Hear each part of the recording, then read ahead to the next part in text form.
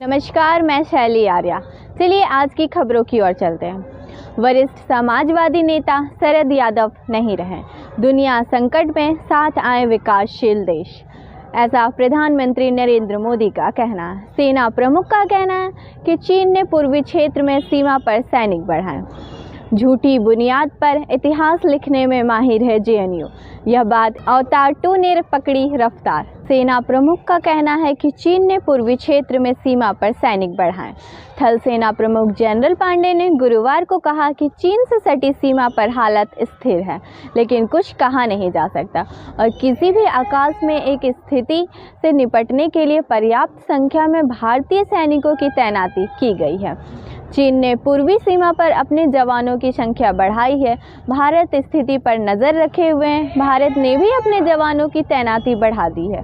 सेना दिवस से पहले मीडिया से बातचीत में जनरल पांडे ने कहा कि वास्तविक नियंत्रण रेखा पर तैनात सैनिक विरोधी के किसी भी नापाक मंसूबे को दृढ़ता से नाकाम करने के लिए मजबूत स्थिति बनाए रखने में सफल रहे हैं। झूठी बुनियाद पे इतिहास लिखने में माहिर है जेएनयू विश्वविद्यालय के कुलपति डॉक्टर शांति श्री धुल्लीपड़ी पंडित ने गुरुवार को कहा कि जेएनयू पिछले 75 साल से झूठी बुनियाद पर इतिहास रच रहा है, लेकिन अब कुछ बदलाव नजर आ रहे हैं।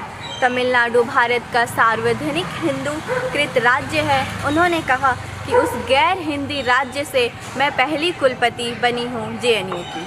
वरिष्ठ समाजवादी नेता शरद यादव नहीं रहे।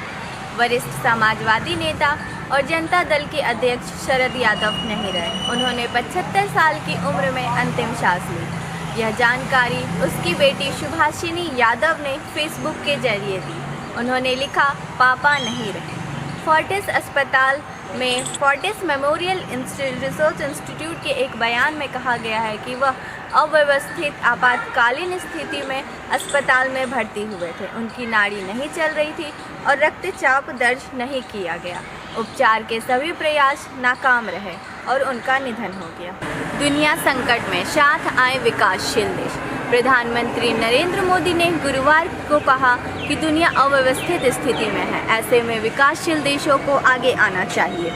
उन्होंने कहा कि ऐसे हालत में विकासशील देशों को एक साथ आकर वैश्विक राजनीतिक और वित्तीय प्रशासन की अव्यवस्था को नए सिरे से तैयार करना चाहिए, जो असमानता को दूर रखे और अवसरों को बढ़ाए। प्रधानमंत्री ने वॉइस ऑफ ग्लोबल साउथ शिखर सम्मेलन को संबोधित करते हुए कहा कि वैश्विक दक्षिण क्षेत्र को ऐसी प्रणालियों एवं परिस्थितियों पर निर्भरता के चक्र से बचाना चाहिए जो उनके अनुरूप नहीं है। झूठी बुनियाद पे इतिहास रचने वाला जेएनयू।